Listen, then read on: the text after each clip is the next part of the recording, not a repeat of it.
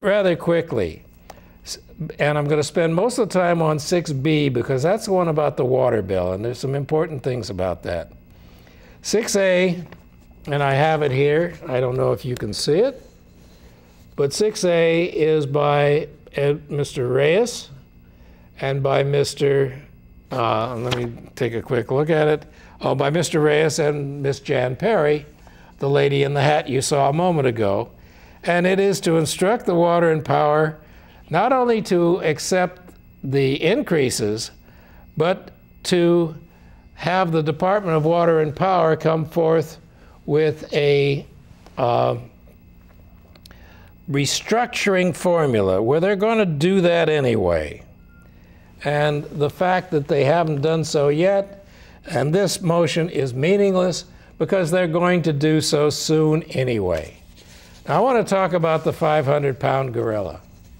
The neighborhood councils have been working for the last 10 months, since last May and June, to try to oppose these increases because of several things. The neighborhood councils the neighborhood councils believe that the Department of Water and Power doesn't need the money, that the Department of Water and Power has adequate funds in their bank accounts right now to do this, and beside which these increases are not going to be very effective in taking care of the infrastructure, the repairs and revisions of their buildings and properties and circuits and conduits and water power transmission systems, but that will have to be funded by bonds, not by rate increases to the ratepayers. They also believe that a whole series of recommendations over the last several years have not been acted upon, and so they remain undone.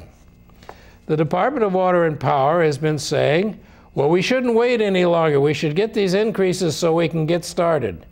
And the neighborhood council has been saying, well, you knew about these problems. You've known about them not only for a few years, but for many years. They've been the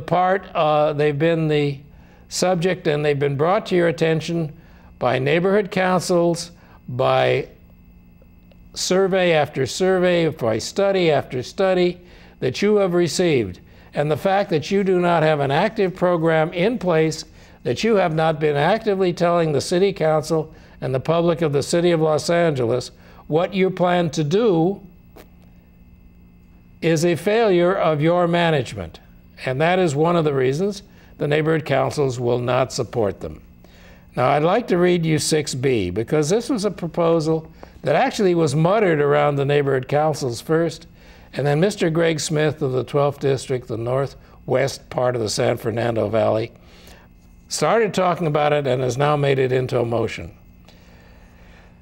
The motion reads, I move that the City Council officially forego the fiscal year 06-07 and the fiscal year 07-08, that's two 12-month periods, to forego the water transfer for those 2 years, with the understanding that the DWP will use those funds to offset the water increases for the next 2 years and apply these funds solely toward their infrastructure improvements.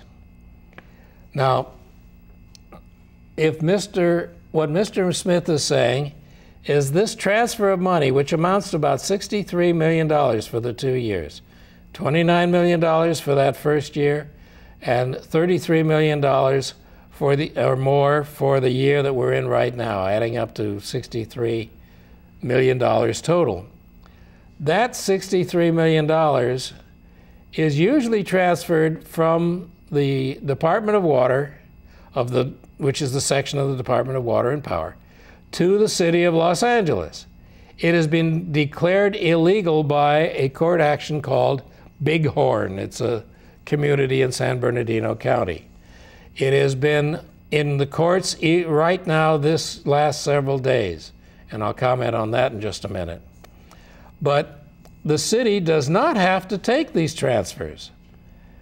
The department has to calculate 5% of their gross income for water and send 5% of their gross income for water to the city, or at least offer it to the city. The city does not have to accept it. And what Mr. Smith is saying is, okay, the court case doesn't look very favorable.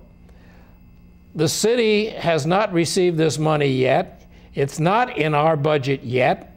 It would only be a windfall.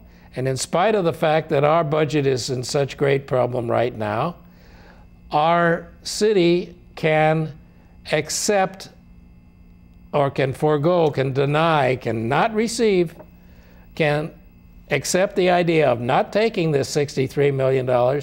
You keep it, Department of Water and Power, and you use it for the same purpose you were planning to use, that increase in water rates. Now, it happens that the increase in water rates would be about $45 to $50 million over the next 2 years. And the city is saying, no, we'll let you have $63 million right now in March, that you then can start spending right now, and you don't even have to wait until July 1st when your water increase would happen.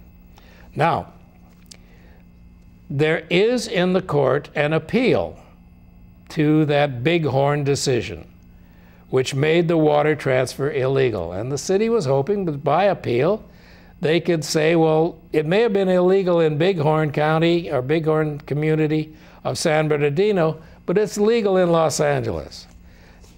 Just a few minutes before I started this program, I spoke to the attorney who is representing the side which would make this transfer illegal. And the case has been deliberated. The judge has heard all the arguments. We are now waiting, and in the next several days, we may know if this is a legal or an illegal act. If it is legal, Mr. Smith's motion to forego the water transfer will still give the city, give the Water and Power Department $63 million to work with immediately. If it is illegal, the Water and Power Company then has that money. In either case, the Water and Power Company has the money. They do not need the water rate increase. Now, that's the sum and substance of this so-called Amendment 6B.